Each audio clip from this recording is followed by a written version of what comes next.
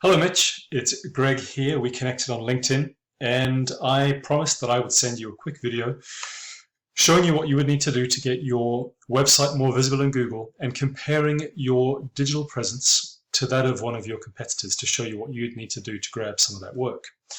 Now, when we talk about digital presence or presence in Google, there are three areas that I'll cover. The ads section, you pay for this section. The maps section, you don't pay for this section, but there's work that is needed to get you here.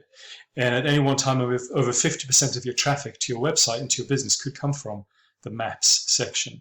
And thirdly, the organic search results in Google. Now, I'm going to take a look at your website. I'm going to compare you to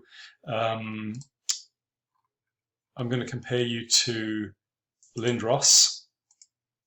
And the reason I'm comparing you to Lindros is because when I put in Tampa home remodeling contractors, they come up down here.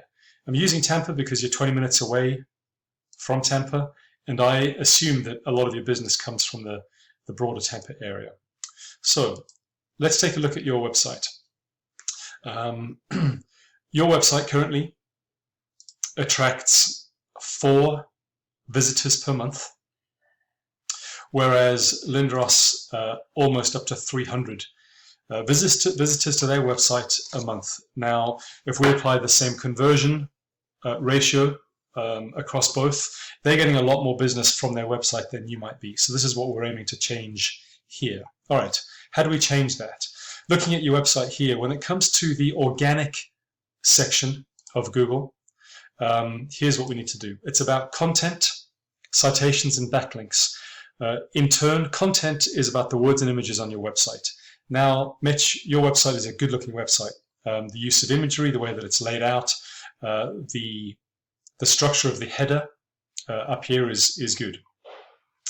When we talk about content, though, Google cares about the words that we write in, specifically the quantity and the quality of those words. Quantity-wise, you need at least 1,500 words on the homepage that describe what you do, where you do it, how you do it, and why you are reputable and should be chosen by your potential customers. You also need at least 500 words per services page here in the back end. The reason why quantity is important is because, number one, it allows you to tell your story. And Google will assume that if you have enough words on your page, then the answers that their customers are looking for will be somewhere on your page, so they will trust you to rank you. The second reason why quantity is important is because it allows us to write into your content what we call keywords, and this is where the quality aspect comes in. Your content, the words on your page, the way that you describe your business, needs to contain a strategic number of the right keywords. What is a keyword? A keyword is a search phrase that someone like me who doesn't know you might use to find your services. Okay, these are very specific types of keywords. They're what I call location-based buyer intent keywords. They describe what you do and where you do it. So where you do it, Tampa. What you do, home remodeling contractors. Okay, now let's take a look at the back end of your website, Mitch, and see what keywords are being indexed by Google. This list of keywords is how Google understands you. As you can see here, you only have 9 keywords, and a lot of them are based on your, or several of them are based on your business name, which is fine if I know you. But if I don't know you, that's not going to work. These are the kinds of words we need in your content. New home construction, Brandon, Florida. Home builders, Brandon, Florida. Home builds, Brandon, Florida. This is telling Google what you do and where you do it. My suggestion here is that you'd need to build a lot more content and write specific keywords in here so that more of them show up, so that Google can show your page to your customers when they are using these keywords. Let's go ahead and contrast to Lindros. As you can see, they have 245 keywords. We don't need this many, but we need to be very strategic in how we pick the top 20 or so. And as you can see, they're being very descriptive. Home remodeling Tampa, kitchen remodel Tampa, kitchen remodeling Tampa, home remodeling Tampa, right? So lots of variations of the same theme, but they are covering all the services or many of the services that you might offer too. So that's the first thing, is content. The second thing I mentioned to you, Mitch, is backlinks.